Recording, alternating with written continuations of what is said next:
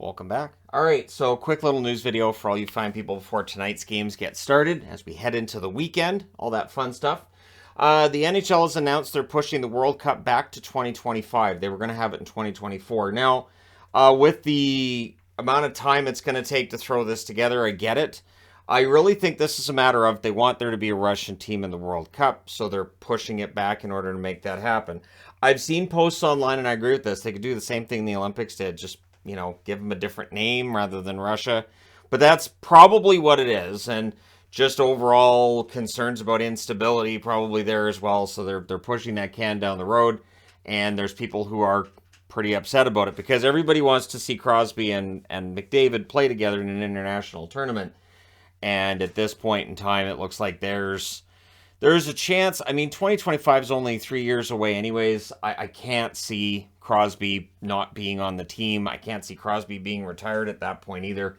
So I still think it's going to happen. It's just going to be a year later, which means that the 2023-2024 schedule won't be one of those that's contracted the way that last year's was because of the Olympics and everything else that went on.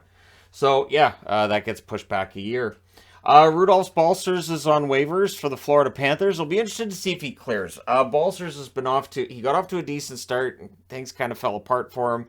And he's being waived for a simple reason. They need to make room to activate Ekblad and put him back in the lineup. So the good news for Florida fans, Ekblad being activated. That could be huge for the Florida Panthers.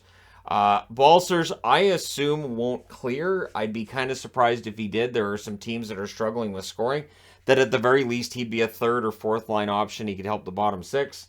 And so we'll see if he clears. It's possible with so many teams up against the cap that he does, but I have a feeling somebody will take a shot at him. Laurent Brossoit has been waived and sent down to Henderson. So he was waived yesterday. I don't report on the waivers as much as I used to because I find at this time of year most players will clear. Laurent Brossoit is a good example. So Adin Hill has basically put Brossoit out for now.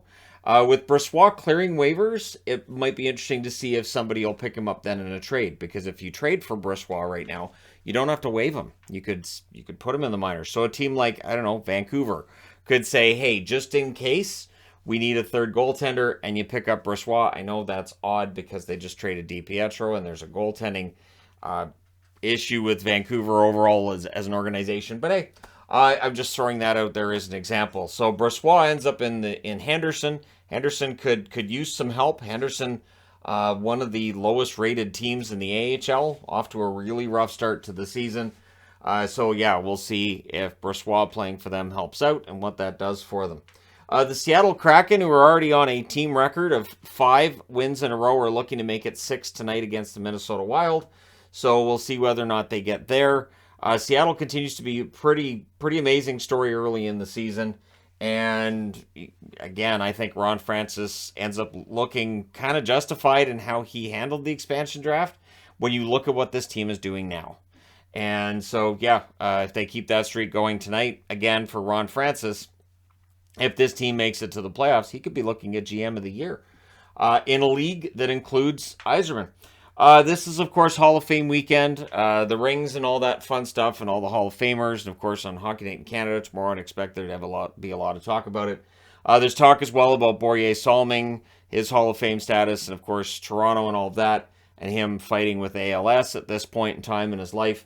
And so, yeah, it's one of those weekends where everybody reminisces, and there's some sweet stuff in there. There's always that somber tone that's going to be in there with players who've passed, players who are ill, that kind of thing.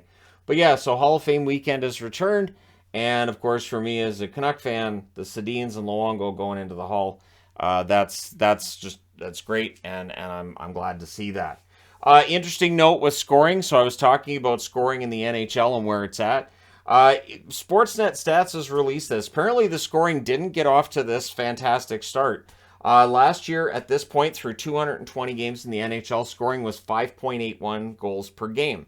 Now, by the end of the year, it was above 6. So where it is right now, which is 6.33 goals per game, is about a half a goal higher than where it was last year at this time. So it is possible we end up back in, say, 6.5, 6.7 goals per game. I mean, at what point do we start talking about the live puck era and how it's kind of like the 80s all over again? I've had those discussions on here before. We've discussed whether or not scoring could go back to 80s levels.